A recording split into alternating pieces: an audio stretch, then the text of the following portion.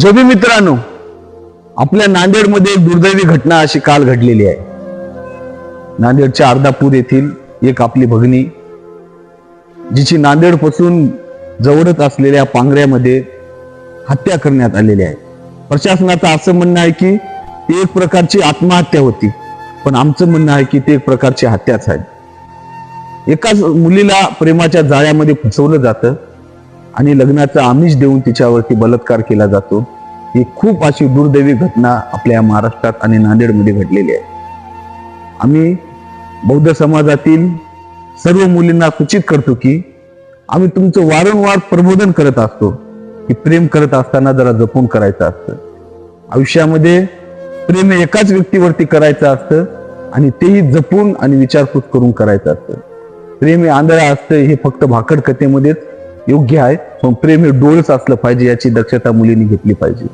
ती आपली भगिनी ती एका दुसऱ्या जातीच्या मुलाच्या प्रेमामध्ये पडली आणि तिचा दुर्दैवी अंत त्या मूर्खाने, त्या नराधमाने केला.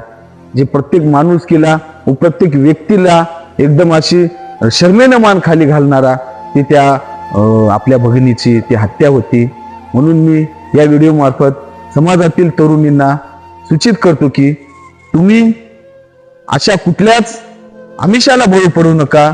कुठल्या विजातीय, दुसऱ्या जातीय, दुसऱ्या धर्मीय तरुणाच्या प्रेमामध्ये पडून तुम्ही असं आपलं आयुष्य बर्बाद करू नका, जेणेकरून तुमच्यावर सुद्धा अशी वाईट आणि दुर्दैवी घटना घडणार नाही. जर नांदेड व परिसरातील कुठल्या भगिनीवरती कुठल्या प्रकारचा असा जर मानसिक अत्याचार होत असेल, मानसिक जर त्याच्यावरती कुठल्या प्रकारची दडपण कुणी आणत असेल तर त्यांनी आमच्याशी संपर्क साधावा. माझा व कुलदीप भाऊचा मोबाईल नंबर आम्ही खाली दिलेला आहे. आमच्या दोघांपैकी कोणालाही आपण संपर्क साधा. आपल्या सर्व